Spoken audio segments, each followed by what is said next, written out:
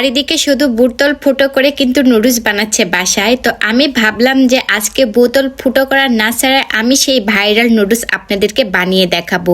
তো এই নুডলসটা কিন্তু অনেকটাই মজা হয়েছিল। তো আসসালামু আলাইকুম, সবাই কেমন আছেন? আশা করি সবাই ভালো আছেন। তো চলেন এই ভাইরাল নুডলসের রেসিপিটা দেখা যাক, যেটা বোতল ফুটো না করায়। একটা বলে নিয়েছি আমি 1 কাপ পরিমাণ ময়দা নিয়েছি, একটি ডিম নিয়েছি আমি, 1 চামচ পরিমাণ লবণ, আর দিয়েছি আমি রান্নার তেল 2 থেকে 3 চামচ দিয়ে এটা আমি মাখিয়ে নিব। তো এই ক্ষেত্রে কিন্তু আমার পানির প্রয়োজন হয়নি, সেজন্য কিন্তু আমি পানি দিইনি। যদি আপনাদের কারো একটু পানির প্রয়োজন হয় সেই ক্ষেত্রে আপনারা পানি ব্যবহার করতে পারেন। তো আমি শুধু ডিম আর তেল দিয়ে এই মিশ্রণটা আমি আটার মিশ্রণটা আমি মেখে নিলাম।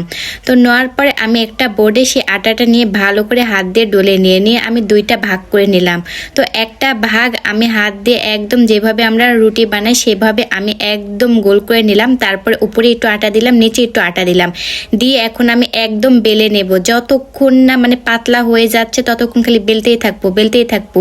এই পর্যায়ে যখন দেখলাম যে একদম রুটি আকারে হয়ে গেছে, একদম পাতলা হয়ে গেছে, তখন আমি এটা একদম বেলা বন্ধ করব। আর দেখাচ্ছি আপনাদের, দেখেন এটা কেমন পাতলা করতে হবে। এটা যত পাতলা করবেন তত কিন্তু নুডলসটা ভালো হবে। তো তারপর এখন একটা ছোট ছুরি নিয়েছি, এই ছুরির সাহায্যে আমি এগুলো কিন্তু ছোট ছোট করে কেটে নেব, একদম চিকন করে।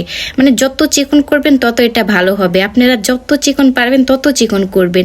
তো দেখেন আমি কিভাবে কেটে নিচ্ছি, ঠিক এইভাবে কাটার চেষ্টা করবেন।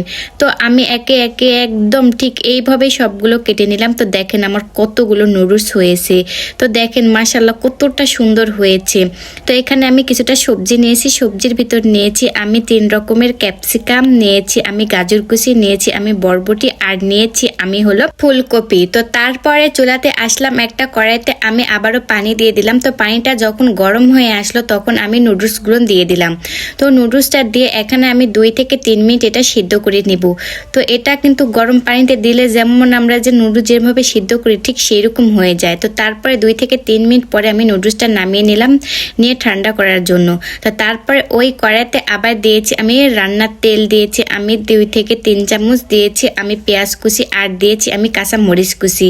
তো কাঁচা মরিচ আর পেঁয়াজ আমি তেলের সঙ্গে ভেজে নিলাম। তো তারপরে আমি যে সবজিগুলো কেটে রাখছিলাম সেই সবজিগুলো আমি দিয়ে দিলাম।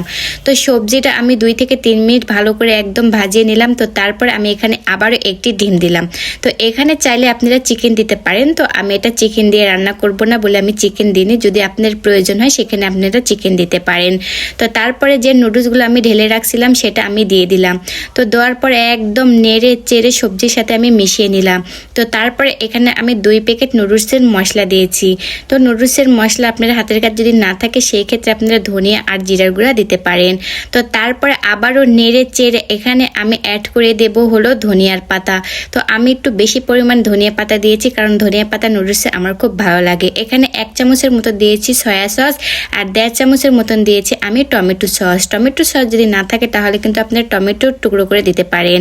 তো তারপরে একদম নেড়ে চেড়ে আমরা নুডলস যেভাবে রাঁধি সেইভাবে রান্না করলাম। তো দেখেন ফাইনাল লুক কতটা সুন্দর হয়েছে। তো আজকের ভিডিওটা এ পর্যন্তই।